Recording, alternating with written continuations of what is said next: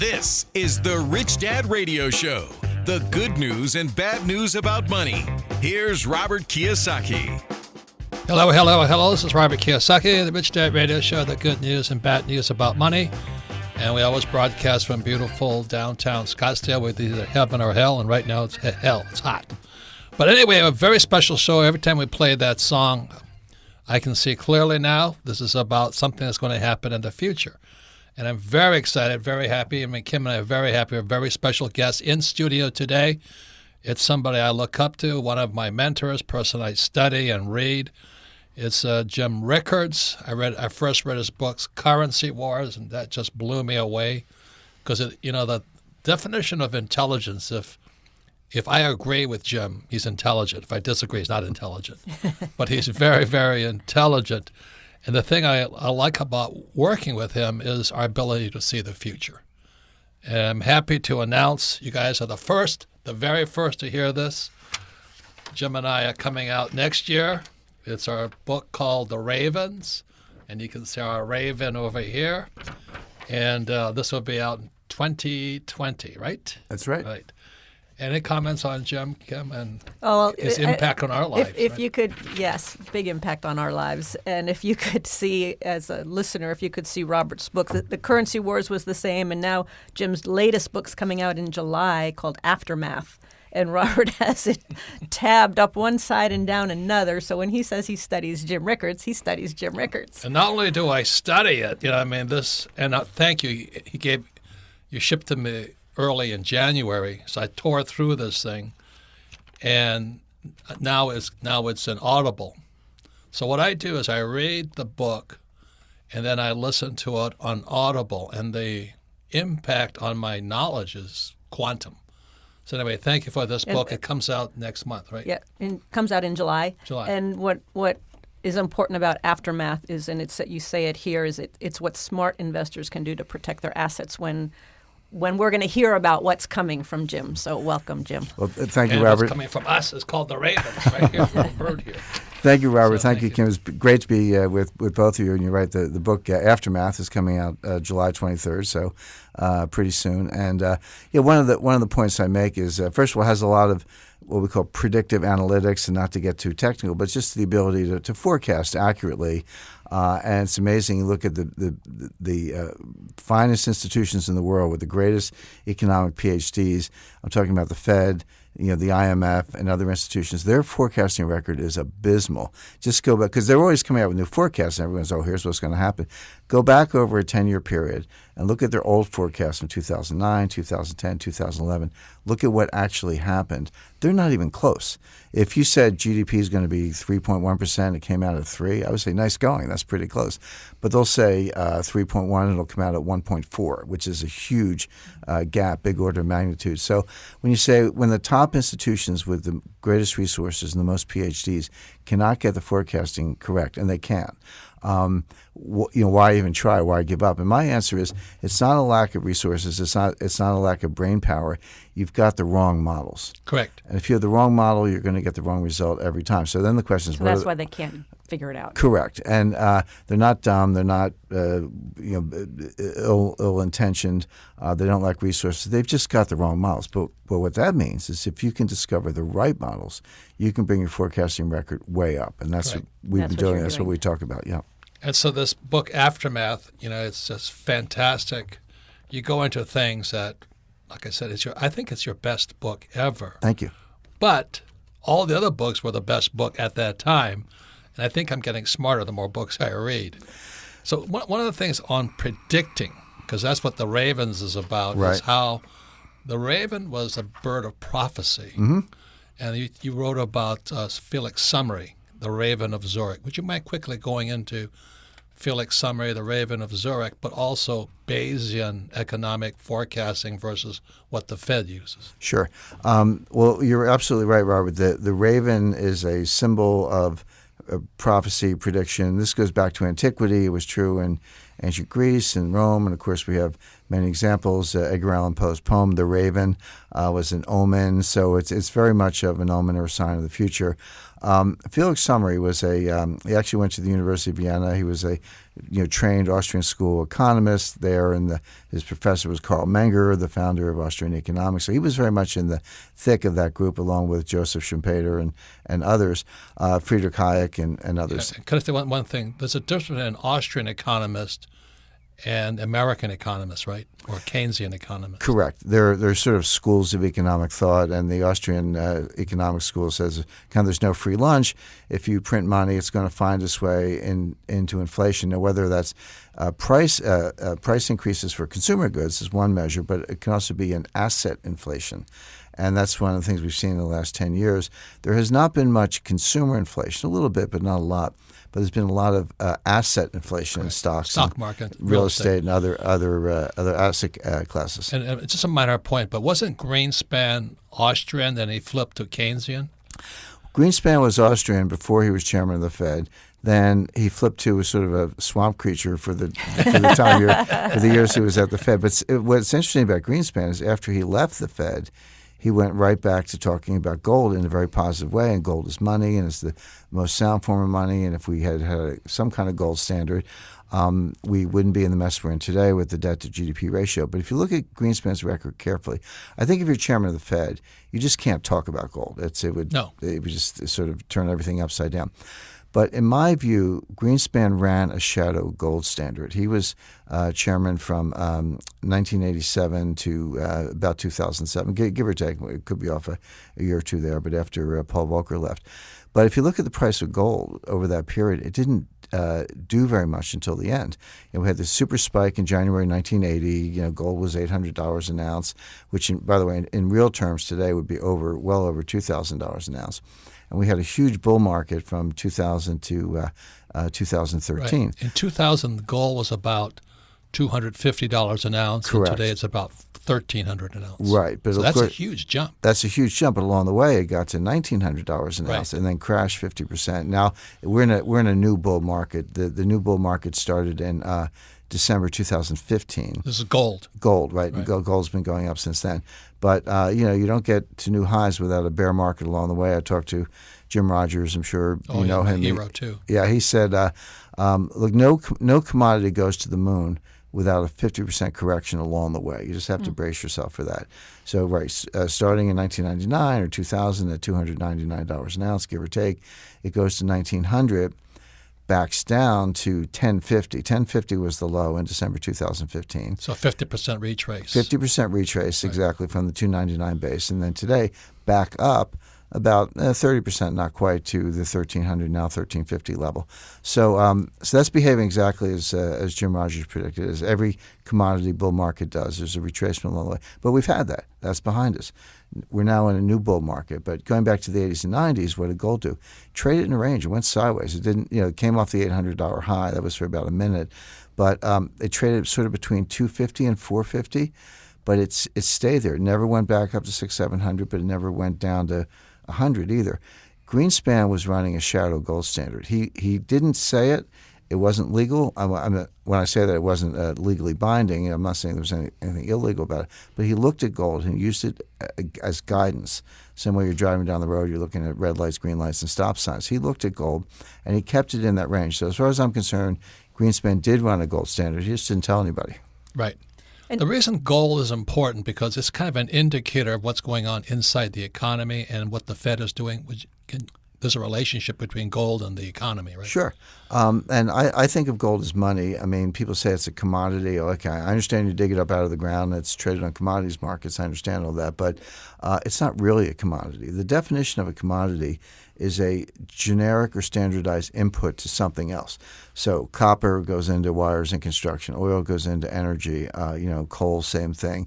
Aluminum goes into building all kinds of things. So all these things are commodities. Oil is another one. But gold actually isn't good for anything. It's the best form of money, but it's not good for anything else. Now, people say, I have gold jewelry. Okay, it's just wealth. Gold jewelry is wealth storage. You just look at an Indian bride. She's got all these gold chains. Well, it's kind of pretty looking, but that's not the point. That's her dowry. That's her down payment on a house. That's her children's education. That's something, as I say, she passes along to her family. So So it is stored well. So it is performing a monetary function even when it's in the form of jewelry. Beyond that, I don't know. There's some 5.9 specialized wires for space satellites coating a space helmet, but they're trivial. So this is the question then. So the price of gold is going up. What does it mean to Jim Rickards?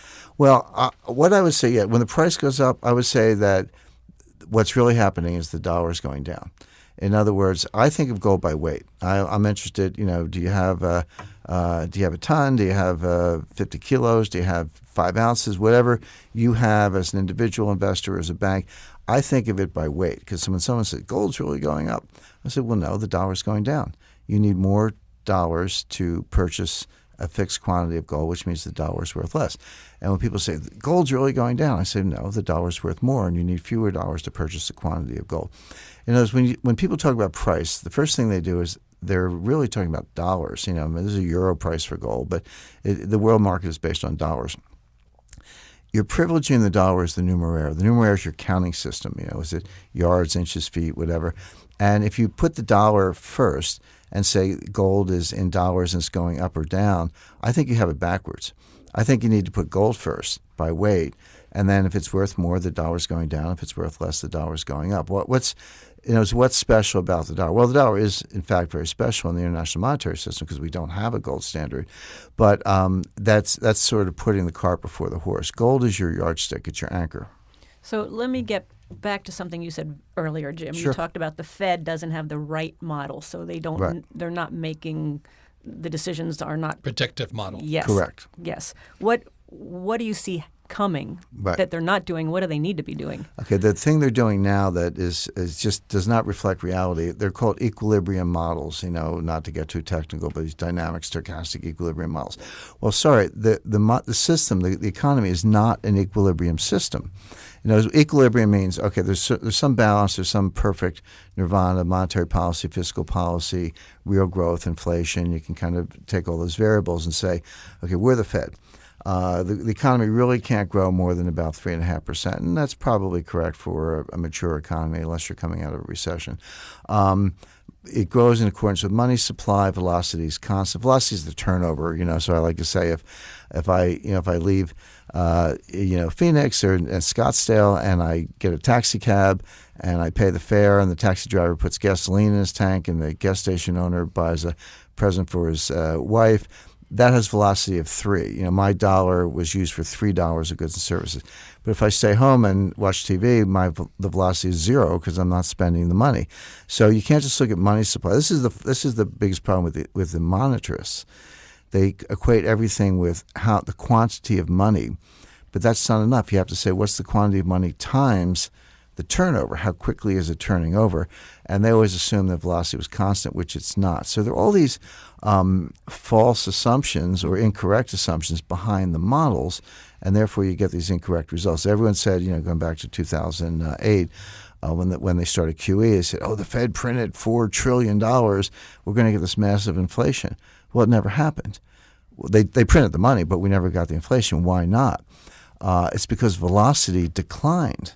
In other words, there was more money around, but nobody was using it. Nobody was lending it. Nobody was spending it. Nobody was borrowing it.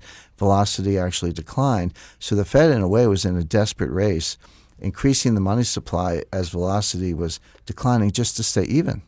So then what drives velocity? The answer is psychology.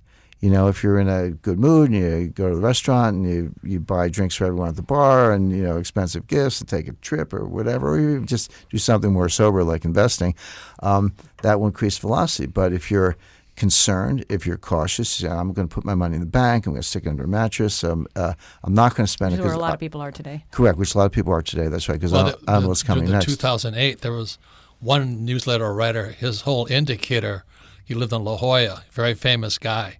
And he went by the restaurant indicator. Yeah. He says if people were not in the restaurants, they were terrified. Right. That's a good proxy for velocity because it means that people weren't spending the money. So when you factor in velocity, okay, now we don't have a classic monetarist model anymore. What do we have?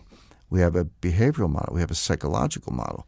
So then you've got to get into the psychology. And Keynes, I actually I don't have very many good things to say about modern Keynesian economists, but I like John Maynard Keynes because he wasn't the doctrinaire person that he is presented as today. He And actually his main doctrine was? Well, Keynesian economics, named after him, which is that when you're in a recession or a depression and people aren't spending, the government can go spend the money for them, and that'll get what he called the animal spirits going, and then the economy will grow. But Keynes was above all a pragmatist. He was not an ideologue, and he did write these books, and they had some math in them, and they kind of worked along those lines. But that was his solution to a very severe recession and depression in the late 1920s and early 1930s. Well, it wasn't a bad idea for the economy back then. The problem is it's been taken as an all-purpose, all-time remedy to everything, and what government doesn't like to spend more money if they can. And just to kind of tie it back to gold, in 1914, when World War I started, all the major powers went off the gold standard. They said, we got to keep our gold. This is real money, and this is how we're going to win the war. And the Bank of England was faced, and the Exchequer was faced with the same choice. Keynes was an advisor to the Exchequer. He said, don't go off the gold standard, stay on the gold standard. And the reason was that if you did that, you would preserve your reputation and preserve your credit. He said, the war is not going to be won with money or gold. It's going to be won with credit. But if you stay on the gold standard, you'll have the credit. And that's exactly what happened. Jack Morgan, Pierpont's son, organized huge loans for England and France and nothing for Germany. And England won the war. So the point is, Keynes got that right. Now, flash forward, 1925, he's talking to Churchill, and Churchill wants to go back to the gold standard. And Keynes is telling him, you got the price wrong. We can't go back at, £4.25 or whatever the exact rate was. We've got to devalue the sterling by half because we doubled the money supply to fight the war. Churchill ignored Keynes's advice, and they went into a recession, depression before the rest of the world. Flash forward 1944, you're at Bretton Woods.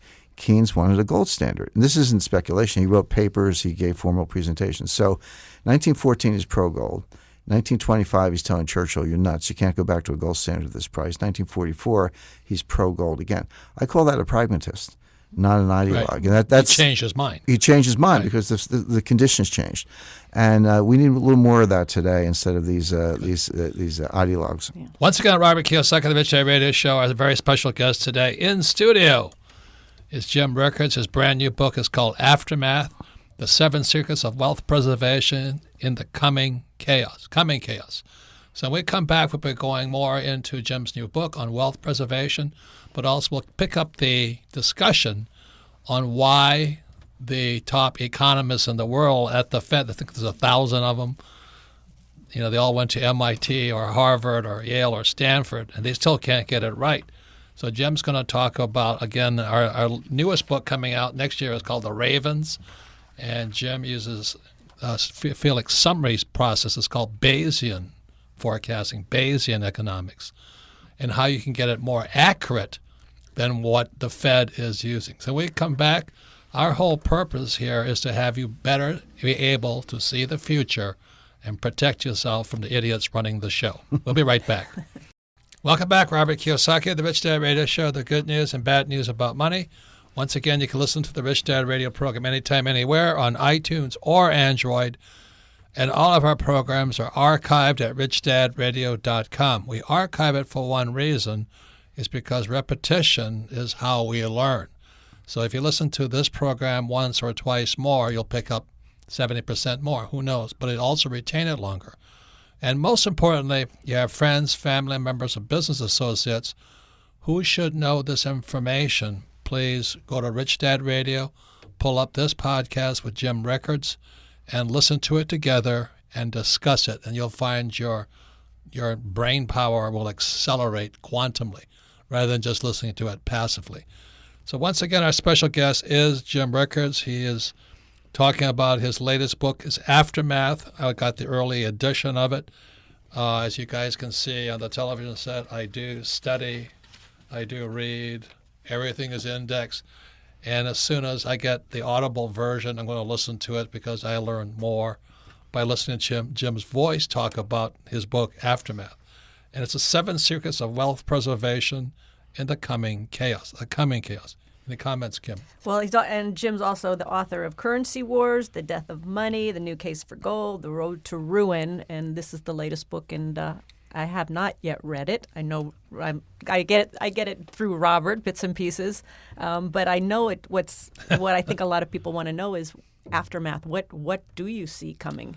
And the last thing I want to shamelessly promote is Jim and I are co-authoring a book. It's called The Ravens. It'll be out in 2020. It's about the raven, which is the bird of prophecy. But more importantly, the purpose of the raven is to teach you how to see the future so you can prepare and how you can prosper from it instead of getting run over with whatever is going to happen. So, Jim, we were talking about what you see coming in the future. But before I go into that, we talked about how the Fed is using what you call the equilibrium model. Right. And you prefer the Bayesian model. Could you explain Bayesian model forecasting? Sure. Bayesian statistics is a branch of statistics, and the main branch of statistics is called frequentis, just frequent. And basically says, give me more data. Data. The more data I have, the better prediction I can make. That's the Fed. That's the Fed. Well, that's the Fed, and actually most academics, but it's exactly what the Fed does. But what do you do when you don't have any data? What do you do when you have to solve a life or death problem and you only have maybe one data point instead of a million? And this is the problem we confronted at the CIA after 9/11, which is we had exactly one attack of this kind. Now, a frequentist would say, well, okay, let's wait until there are 30 more attacks and 100,000 dead, and then we'll have a nice database and we can work with it. But you don't have that luxury. These are life or death problems. These are existential problems.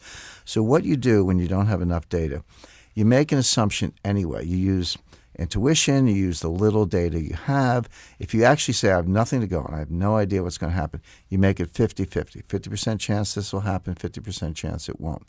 But then as you go forward, more data comes in, and you apply the data to the assumption on a conditional basis, meaning what is the likelihood that the second thing would happen if the first thing were true or not true? And then you update.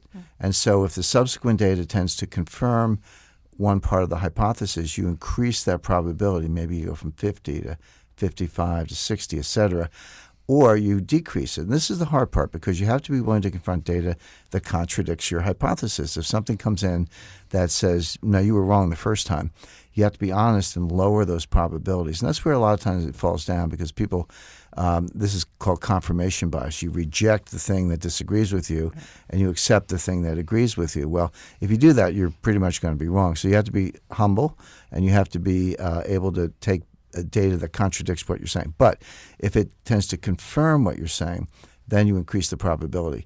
And our friend Felix Sommery, we were talking about earlier, he left the University of Vienna, but instead of becoming an academic economist, he became a wealth manager and banker, moved to Switzerland, and he was very plugged in. He ran the Central Bank of Belgium. He was considered the leading expert on foreign exchange at the time, and maybe if he were alive today, he still would be.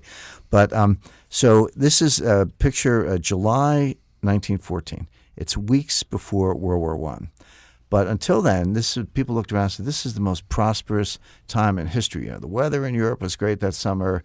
The British Empire was at its height. Prosperity seemed everywhere. The fact that Serbia and Austria were having a little dust up didn't seem too significant.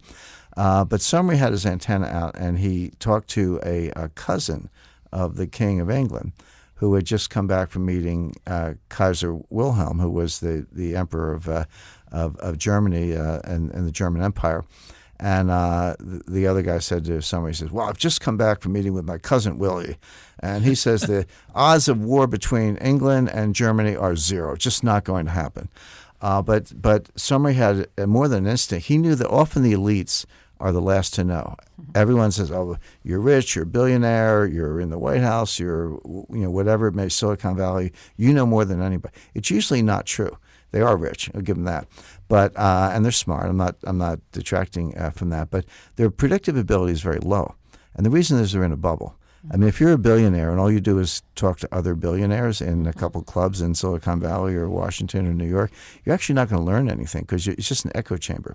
You've got to get out and kind of deal with real people and real situations. In the summer, is that the Fed and is that the The Fed, government Kim, a very much. good question. They're all in a bubble. The Fed's in a bubble. The IMF's in a bubble. Silicon Valley billionaires are in a bubble. I'm not saying they're dumb, and they are rich, but they just hang out with other people like themselves. You're never going to learn anything if that's what you do.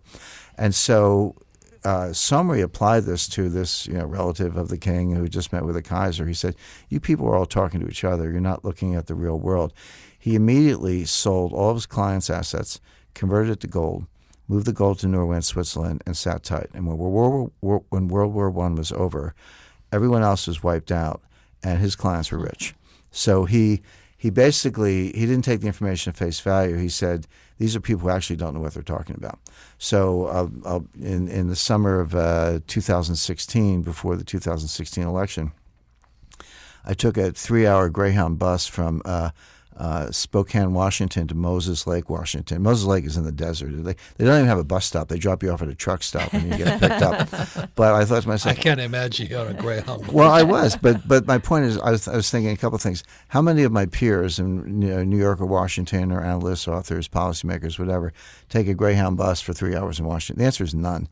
But when you're on a Greyhound bus, you meet interesting people. You talk to the driver, talk to people at the truck stop. And one of the things I saw was, not to be too political, but Trump signs everywhere. Now, if you've ever been involved in local politics, it takes a lot of work to get those yard signs out. You got to get them. You got to plant it in your front yard, and you got to deal with all the criticism that comes along with it. And I saw no Hillary signs. And I'm not making a partisan statement. I'm just like, hey, if you're a Bayesian, going back to the original point, that's data. If you have a hypothesis, it's 50-50 Hillary or Trump, because you just don't know. So you didn't want to use the polls then? No, the polls were badly flawed. But I did use the polls adjusted for flaws. And let me give you a concrete example. The polls skew. They have to ask more Democrats than Republicans. Well, there actually are more Democrats than Republicans. But what should the skew be? It should be maybe 54-46, 55-45 if you want to push it. But the actual polls were skewed 56-57% Democrats, which is too much. So they were oversampling Democrats, number one. Number two, within the oversample, they were oversampling African Americans. Well, African Americans vote 90% Democratic. So every African American in the oversample actually weights it even more in favor of the Democrats. Well, when you do the math, you find out that that's giving Hillary like a 2 to 3 point advantage, which is what they were showing. But if you subtract 3 points, Trump's ahead by 1. So what you had to do was adjust the polls for the skew and the bias, and you would come out in the right place, which showed that Trump was going to win. And then they got the yard signs. And but I was at a large evangelical community, call it a camp or whatever you want, in the Ozarks. And I was treading very lightly because I do economics. I don't really do politics. But I said, this is in March 2016, before the Indiana primary, when a lot of anti-Trumpers were rooting for Ted Cruz. And I said, and the Indiana primary was coming up. I said, look, Ted Cruz, he's got a lock on the evangelical vote, and that's going to maybe Trump will lose Indiana. And but in the course of my remarks, my presentation, I had to mention Trump just in passing. Well, the entire crowd rose to their feet and started applauding. And it was a shock to me. I was like, whoa, the evangelicals like Trump. That means Trump wins. And I wasn't expecting that from an evangelical audience. But again, yard signs, evangelicals applauding. This is an example of the Bayesian technique. You start with and there's math behind it, but you start with your formula, and then you say, well, what is the probability? What is the conditional probability that Trump will win if evangelicals are supporting him? Well, it's higher. Like that's a huge block of the electorate. 25 million evangelicals, 5 million stayed home in 2016 because they didn't want to vote for 2012 rather. Put them back in the equation, give them to Trump's column, he wins. Now, again, you don't want to be too categorical, but you have to be willing to update. That's the key to the Bayesian technique. We learned it. I learned it at the CIA. It's used in intelligence gathering because what is an intelligence agency for? You ask them to solve the problems where you don't have enough data. If you had data, a high school kid could do it. But if you don't have data, how do you do the analysis? So it's a very powerful technique. It gets much better results than what the Fed does. Okay. So two things real quickly. Speaking of the CIA, in your book Aftermath, which everybody should read because I think it's your best book, The 7 Secrets of Wealth Preservation, The Coming Chaos, And again, we do our best to be not political. But you, in there, you basically hang the Clintons out to dry from what you saw at the CIA. Right. When I was at the time I was in the CIA, one of the things I was asked to do, in 2006 there was a famous case. By the way, we should explain to listeners, there's an agency called CFIUS, CFIUS, but that's actually an acronym for Committee on Foreign Investment in the United States. If you're a foreign company and you want to buy a U.S. company, you have to get reviewed by CFIUS for national security reasons. Now, there are all kinds of other laws that apply, right. Antitrust or whatever. But this is so if you're a British company and you want to buy Ben & Jerry's ice cream, nobody cares. Nobody thinks that's a national security threat. But if you're a Russian company or a Chinese company and you want to buy Verizon, no way. There's no way that those adversaries in the United States are going to be allowed to buy our major telecommunications company. And then there's everything in between. So the purpose of CFIUS is to review these potential acquisitions. The intelligence community the intelligence community doesn't get to vote on the acquisition, but they report back based on their sourcing as to whether there's a threat or not. But in 2006, they approved the Dubai ports deal. Dubai was going to buy the major port operations in the U.S. Bush White House was all for it. Dubai is a friend of the U.S., not a problem. Thing blows up big time. Chuck Schumer comes out on Sunday, says, and he used some very derogatory terms about Arabs, but we're selling our port system to the Arabs, et cetera. And it became a political disaster. It wasn't really a national security threat, but it was a political disaster. So the intelligence community decided to set up a private sector advisory panel to help them, again, get out of the bubble and say, how do these things look in the real world? I was asked to recruit all the members of the panel, which I did. I put together a mix of lawyers, hedge fund people, Wall Street people, subject matter experts, et cetera. There were 12 of us. I called it the Dirty Dozen. And we met 4 times a year at Langley to look at these deals. We were never shown the Russian acquisition of Uranium One, a large portion of the U.S. uranium assets, which was sponsored by Bill and Hillary Clinton in exchange for hundreds of millions of dollars of contributions to their foundation, $500,000 speaking fees from Russians to Bill Clinton. I mean, I'm a speaker, but I don't get $500,000 per speech. I can guarantee it. And I could be swayed for 500. Yeah, exactly. It's a nice round number, but I thought to myself, and then later this committee was disbanded after everyone involved saying what a success it was. It was like, great job, you picked the right people. This has been incredibly valuable to us, and we did work on a lot of deals. But I was like, gee, why did they disband something that was working so well? I was actually asked by the Pentagon to do the same thing for them because it worked so well. So why did they disband something that worked so well, and why were we not shown the one deal that was the most sensitive at all? I mean, I talked about UK buying Ben & Jerry's. How about Russia buying our uranium? Oh. How does that get through in a million years from a national security perspective? It was only later when all this came out, it was not all known at the time, that it was pretty clear. It was General Clapper who terminated our group. It was pretty clear that this was part of a broader setup in the government to smooth the way for Russian acquisition of U.S. uranium. This is not Trump collusion. This is the Clintons jeopardizing U.S. national security. So I write about that. I write about the work we did, which we're very proud of, how we were railroaded away from this Uranium One deal. And then there's a little vignette. I was the target, if you will, of an attempted recruitment by the Russians, which I promptly reported to counterintelligence, and they then did their own thing on that. But it was an interesting time and place, but it's still going on. Wow. It's amazing. Once again, Robert Kiyosaki, the Rich Dad Radio Show. Our guest today is James Rickards.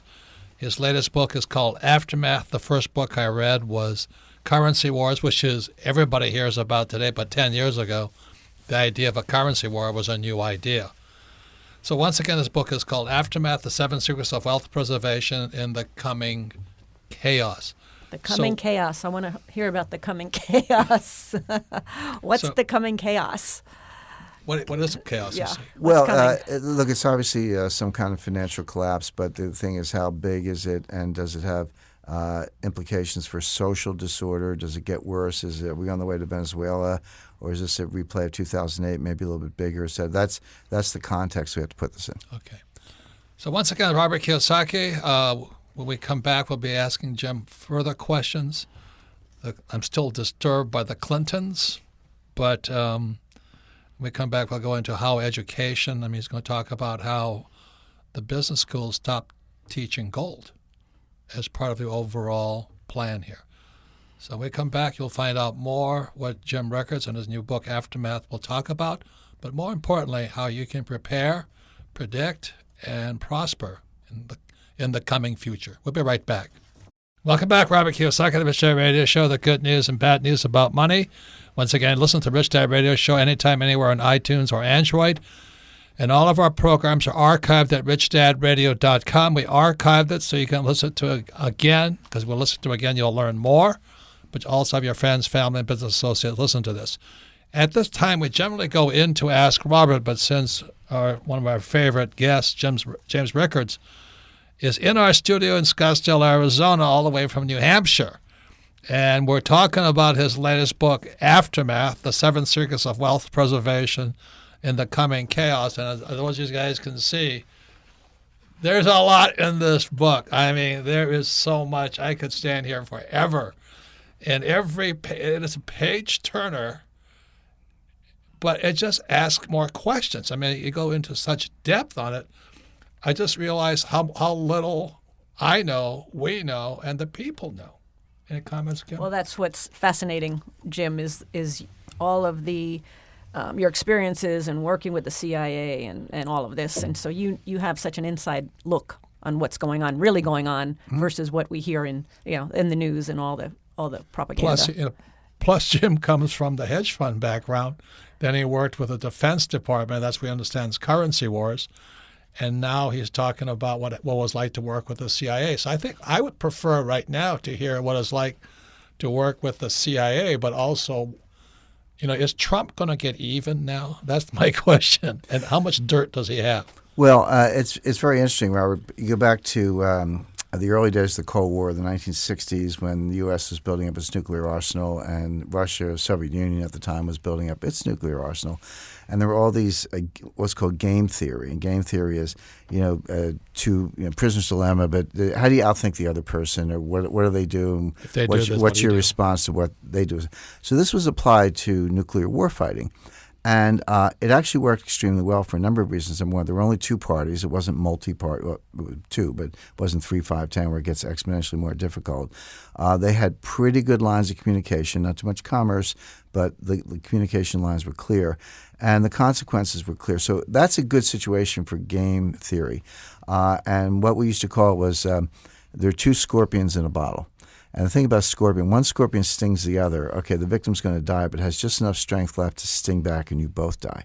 So the message from that model was, don't start a nuclear war, because they'll shoot back at you, and then you got into, well, do they have enough to shoot back after you shoot at them? That's why we kept building more missiles. Like, why do you need more missiles? Well, we need to survive the first strike so we can do the second strike.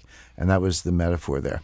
So kind of bring that forward to where we are in Washington today, which is a bit of a mess. But you've got sort of two scorpions. One is, you can say, the White House and Trump supporters and people who are not highly partisan in my view, but very capable at the Justice Department, the U.S. Attorney's offices around the country and elsewhere.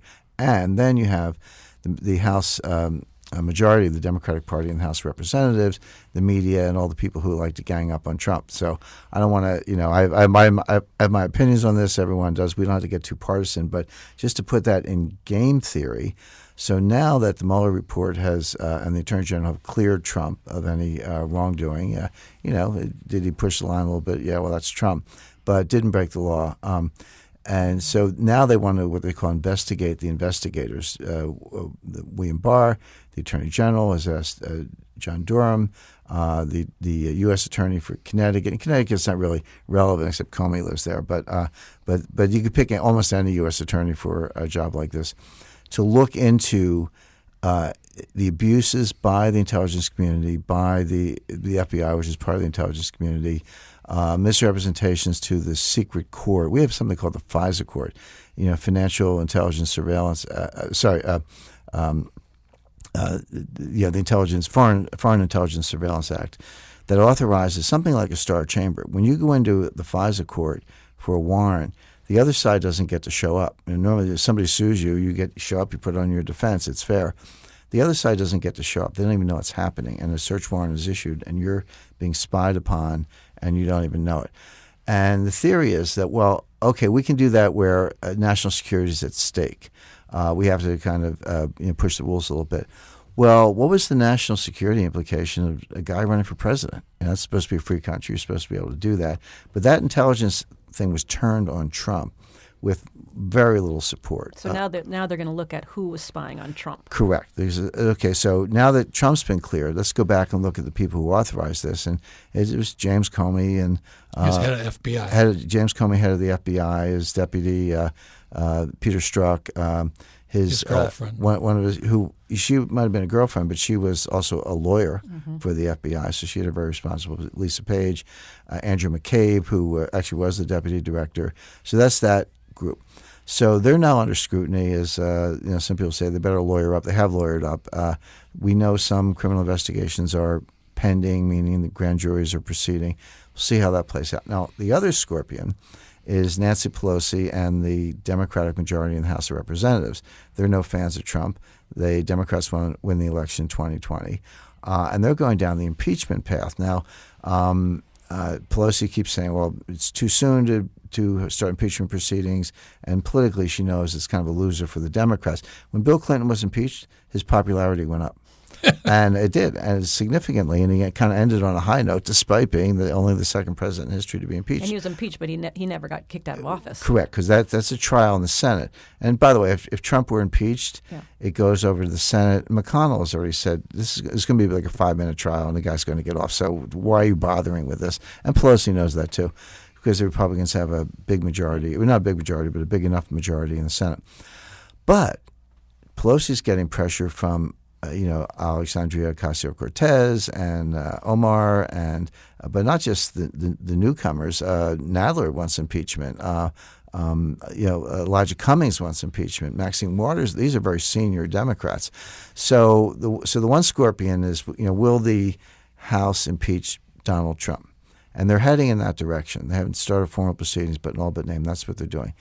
But will the Trump Justice Department put half the anti-Trump crowd in jail, which is you got to keep an open mind. But these are the two scorpions. Now, normally the way things work in the swamp, but it's also the way things work in the mafia. You have what you call a sit down, where the two sides that are at war, they sit down with each other, say, this isn't good for anybody. Let's everyone just go our way. Let bygones be bygones.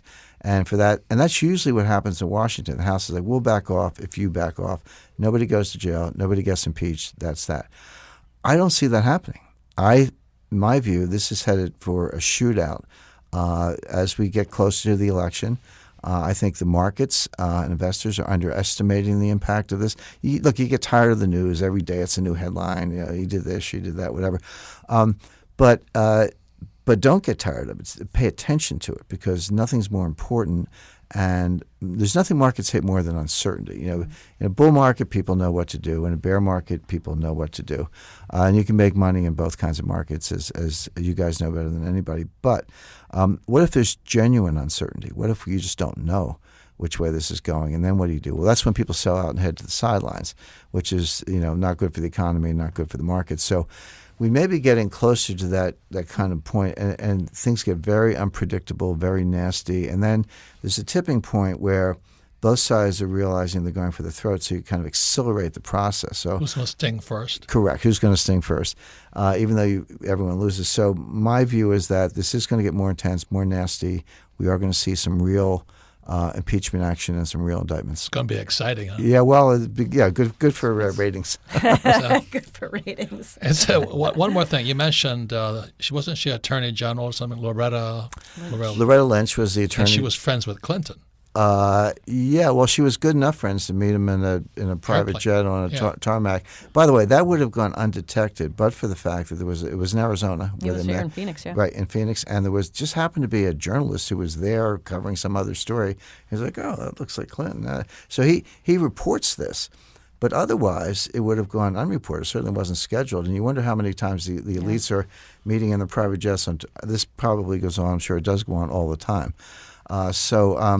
So that comes out, and then they were talking about the grandkids or something, according to them. But you put somebody under oath and put it in front of a grand jury and see what they say. Yeah. So, and you talk about the elites, okay, and in your book you talk about the elites have wealth preservation, how they protect their wealth. Right. How is it different from everybody else? Well, it starts with gold. I know, I don't know, just because of my experience in hedge funds and living for decades in Darien, Connecticut, which is a very wealthy town, and right next door to Greenwich, and worked in Greenwich for 20 years. So I guess I know enough billionaires. I've never met one who doesn't have a large holding of physical gold. Now, Not ETFs. not physical. not ETFs. Now, they might trade ETFs in their funds. They might trade stocks and bonds and currencies all day long. But if you know them well enough and you say, well, what do you do with your own money?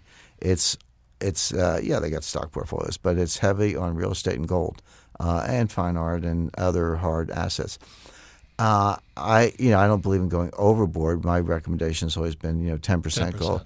10% is small enough that you won't get hurt, and big enough that you'll be protected if everything else fails. To me, that's the right number. But it's amazing how even I talk about this in the book in Aftermath, how even the smartest, richest people in the world. By the way, there's no correlation between smart and rich. You can be both, but not automatically.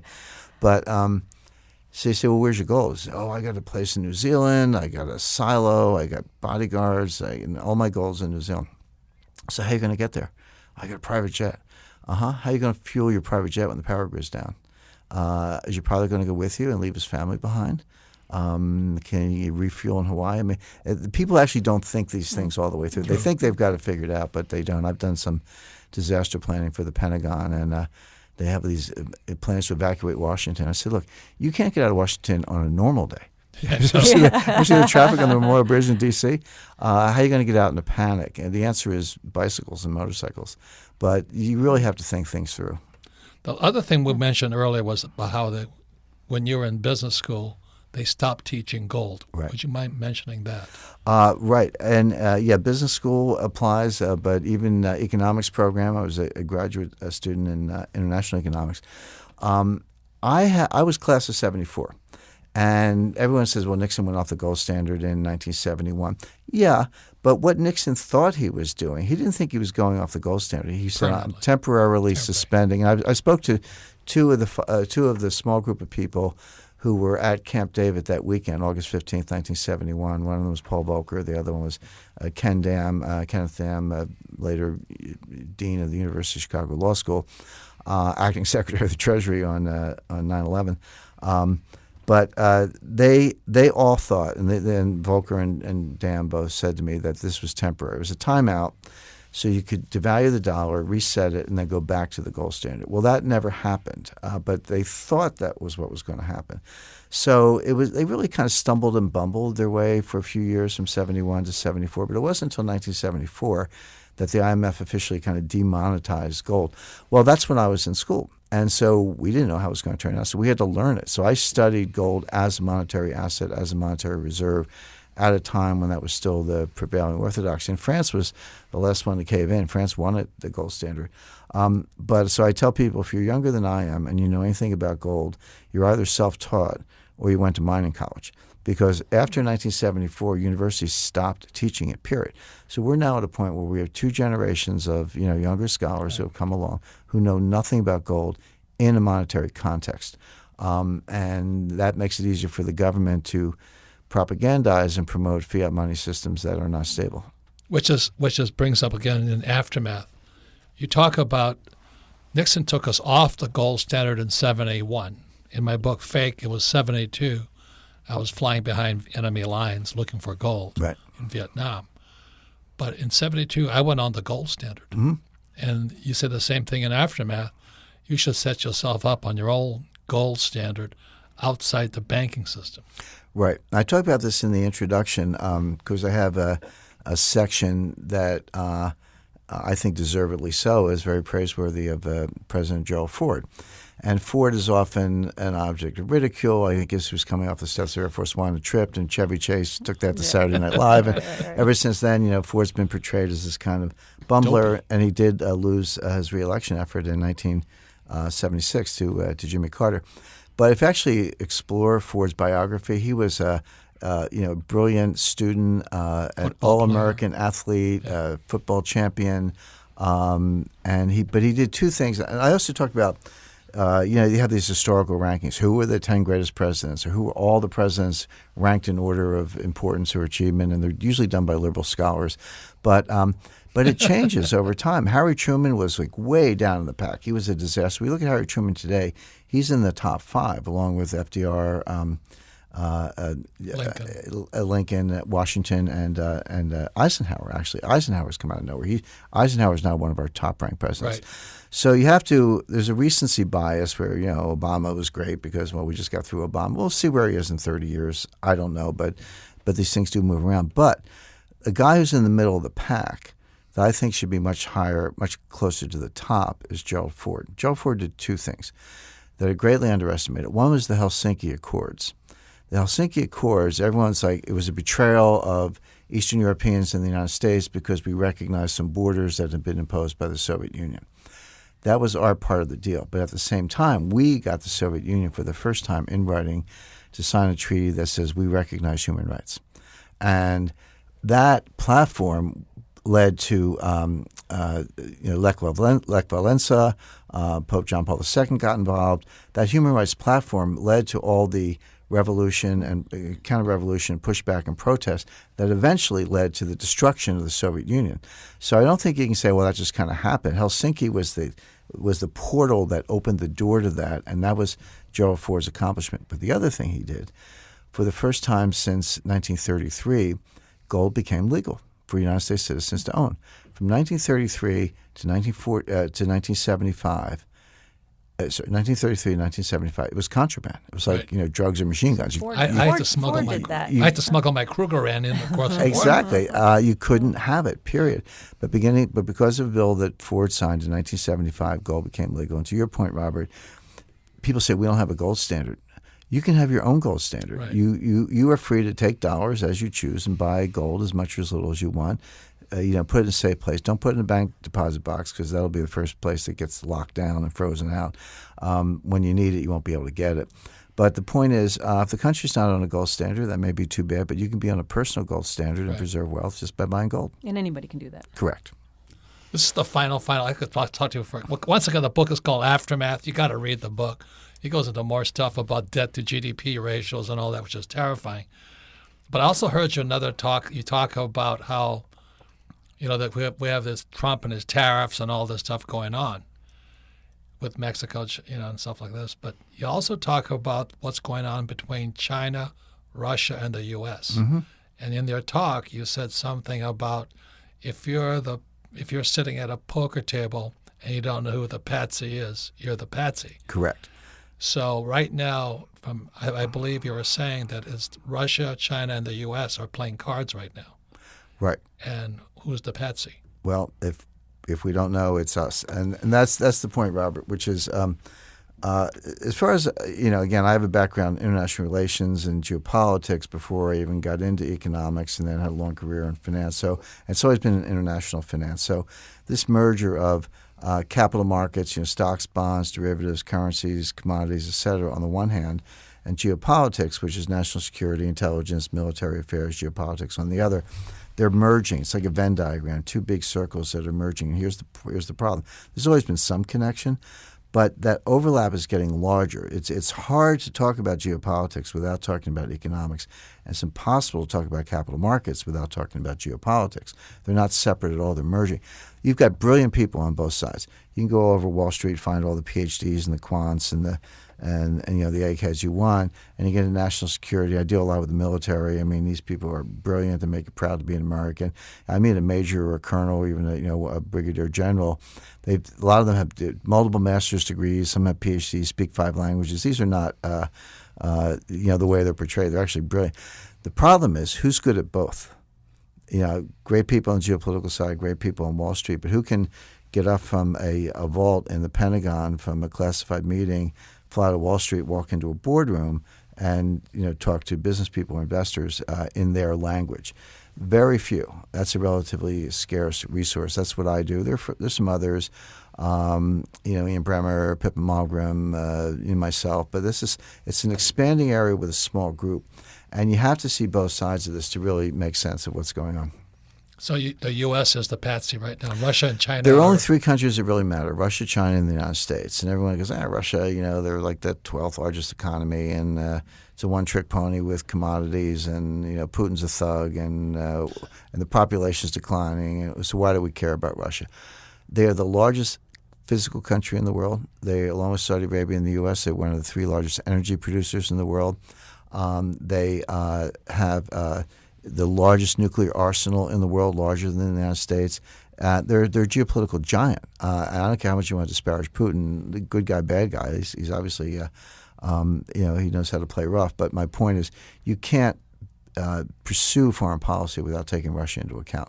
Aren't Russia and China doing more and more deals together? Well, that's the point, Kim. That's exactly right. So, three-handed poker game: Russia, China, the United States. The way poker works, if you play the game, two people will gang up on the other, clean them out, and then they'll fight with each other for the rest of the pot. But if you don't know who the sucker is, you're the sucker. And you're going back to Kissinger, even before Kissinger, and through, I'll say even Bill Clinton and the Bushes, we always were closer to one side than the other to isolate the odd man out. So in the beginning of 1972, we opened up to China. We wanted to be buddies with China as a way of derailing the Soviet Union. But after 1991, we kind of cozied up to the Soviet Union to derail China. That's not always the same partner. You might have to switch sides. That's politics. But the United States was very good under Kissinger and Baker and others of aligning with one of those powers to diminish the ability of the third. But starting with Obama, we have no friends. We've completely, Democrats don't want to talk about Russian collusion, all this stuff. Well, fine. If you don't want to talk to Russia, fine. But now we're in a huge financial war with China because they're trying to undermine us. So we're not friends with China. We're not friends with Russia, but they're friends with each other, which was your point, Kim. And what they're doing, I talk about this in the book. All your Bitcoin people, Bitcoin. I say, forget Bitcoin. But don't forget cryptocurrencies. Russia and China are working on the technology for cryptocurrency. It's what's called a permissioned system, which means that not everybody can get in. It's like a club. They have to let you in. It'll be a new coin. It won't be Bitcoin. Call it a Putin coin or a Xi coin or whatever, backed up by gold. Russia has almost quadrupled its gold reserves since 2009. It's gone from 600 tons to today around 2,100 tons, on its way to higher amount. China, same thing. China's less transparent. We have to do some estimating, but they're in the same place. Why are they buying all this gold? Are they stupid? Or do they see something coming that we don't? Well, I have friends in Russia and China. They're not stupid. They see something coming that most people don't. And so you start this cryptocurrency. So now, to your point, Kim, China sells critical infrastructure to Russia. Russia sells weapons to China. Iran sells oil to China. North Korea sells missiles to Iran. Everybody goes to Turkey for vacation because it's a nice country. But the point is, you have this trading network with all these reciprocal buys and sells. Instead of denominating it in dollars, which has been the case, you denominate it in this new cryptocurrency. It's just a way to keep score. It could be baseball cards, but you just keep score. And then periodically you settle up. So I ran a deficit with you. I owe you money, or you have a deficit with Kim and you owe Kim money or whatever. But the point is, the net payment is always much smaller than the gross payment. If you had to pay for every shipment real time, that's gross. But if we just keep score in this cryptocurrency and net it down, that's a much smaller payment. And we settle up in gold, not the crypto. Crypto is a way to keep score. You don't have to move the gold around. You could, but you can station it in Switzerland and just change the name tags or whatever, which is what has been done in the past. But what's missing from that economic system? Dollars. There's no dollars in the whole thing. It's cryptocurrencies, gold, netting, and a permission private system. This is not, I know you're not just a fan, but a student protege of Buckminster Fuller, and you like good, solid predictions, Robert, but I'll say this, what I just described, it's not a prediction, it's happening. Now, it's not all the way here. They're working on the blockchain. They're working on the cryptocurrencies. They're working on everything I just described. So this is the future, a future without dollars. Well, what if you're a dollar-based investor? Where does that leave you? Well, the answer is you better think about some other asset classes, and they could be real estate or gold or many others. Boy. Wow. I could listen to you forever. Once again, it's a very, very dear friend. Shamelessly promote our upcoming book. It's The Ravens, coming out in 2020. And Jim's latest book here is Aftermath. And as you can see, I do study and read. And this book has so much information in it. The more I study it, the more I don't know. But the clearer I get about what I have to do personally. Any comments, Kim? Well, I just thank you, Jim. We could go on for hours and hours, and we have such a wealth of information. So I just thank you for your time and thank you for being here. And that last piece kind of a little bit of a shocker. I mean, that's an eye opener. Which really part? About China and Russia and the cryptocurrency and the permission and the gold and how much gold they're storing and how much gold does the U.S. Are they storing more gold? Or? The U.S. has about 8,000 tons, a little bit more, which is fine. It's the most of any one country in the world. But the point is, Russia and China are catching up, and and as a percentage of their economy, at least in the case of Russia, it's greater. The U.S. Gold to money supply is about 1.7%, but in the case of Russia, it's close to 6%. And is the U.S. accumulating more gold? No, I think we should be. Yeah. I've said to government officials, I said, you print money and buy bonds. Why don't you print money and buy gold? Good point. That's the personal gold standard. Yep. Once again, thank you very much. My mind is blown. I thank you all for listening to Rich Dad Radio, and please get Jim's book, Aftermath. Thank you very much. Thank you.